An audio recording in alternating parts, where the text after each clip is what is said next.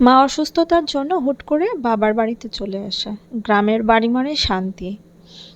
সকাল সকাল ঘুম থেকে উঠে খাওয়া দাওয়া করে বসে গেলাম কিছু সেলাইয়ের কাজ করব বলে, কারণ ঢাকাতে তো প্রচুর মজুরি দিতে হয়। এই জন্য আমি ভাবলাম আমি যেহেতু কাজ পারি সেহেতু আমি কিছু টুকটাক কাজ করে নিয়ে যাই। ঘুম থেকে উঠেই যেই কাজ সেই করা। পেটিকোটগুলো কাটা শুরু করলাম। মার জন্য একটি পেটিকোট বানালাম, একটা জামা বানিয়েছি। যেহেতু বেশি দিন থাকবো না সেই জন্য তাড়াতাড়ি কাজগুলো কমপ্লিট করে ফেললাম। বাবার যদি মাটির কুঁড়ে ঘরও হয় না, শান্তিটা না অন্যরকম। আর বাবার বাড়ি আসলে মনটা একদম পাখির মতন হয়ে যায়। সারা বাড়ি দৌড়ে বেড়াই। মা শুধু পিছন পিছন ঘোরে, এটা খাবি ওটা খাবি, কিন্তু আমি কিন্তু এসেছি মাকে খাওয়ানোর জন্য। মা খুবই ছোট মানুষের মতন, ঠিকভাবে নিজের খেয়াল রাখে না। মায়ের বিভিন্ন ধরনের অসুস্থতা ধরা পড়েছে, সেটা আপনাদের সাথে শেয়ারই না করলাম। কিন্তু মায়ের ব্লাড অনেক কম, 6 পয়েন্ট আছে। তো এই জন্য ভাবলাম আমি কিছুদিন থেকে মাকে একটু টেক কেয়ার করে যাই। ডক্টর বলেছে মাকে ব্লাড দিতে হবে, কিন্তু আমি ব্লাড দিতে একদমই সহমত না। কারণ ব্লাড দিলে বিভিন্ন ধরনের আরও সমস্যা দেখা দেয়। বাবাকে বললাম আমি যেহেতু 1 সপ্তাহ থাকবো সেহেতু আমি মাকে খেয়াল রাখবো।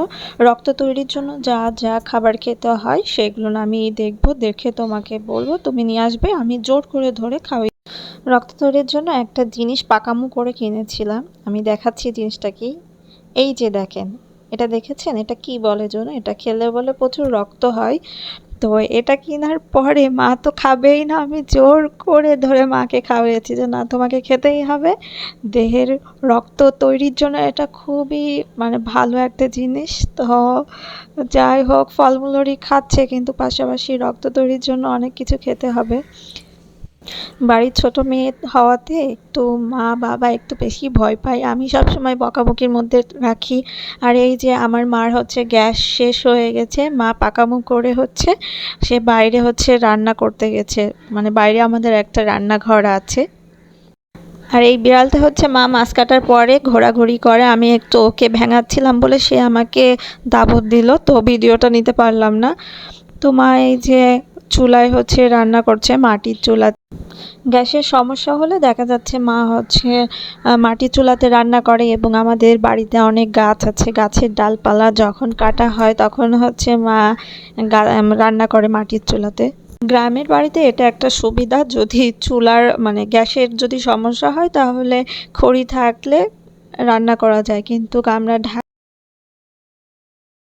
তখন বাইরের থেকে দেখা যাচ্ছে খাবার কিনে আনতে হয়, তারপরে খেতে হয়। গ্যাস আসতে আসতে 3টা বেজে যায়, তখন আসলে রান্না করার মুড থাকে না। বাড়িতে আসলে জন্য মনটা খুব ফ্রেশ লাগে। ন্যাচারাল ভিউ, চারপাশে গাছপালা, পাখির কত ডাক, মনটাই এমনিতেই ভালো হয়ে যায়। সবাইকে ধন্যবাদ আমার ভিডিওটা এত কষ্ট করে দেখার জন্য। অসংখ্য অসংখ্য ধন্যবাদ। যে যেখানে আছেন ভালো থাকেন, সুস্থ থাকেন, শুভকামনা সবার জন্য।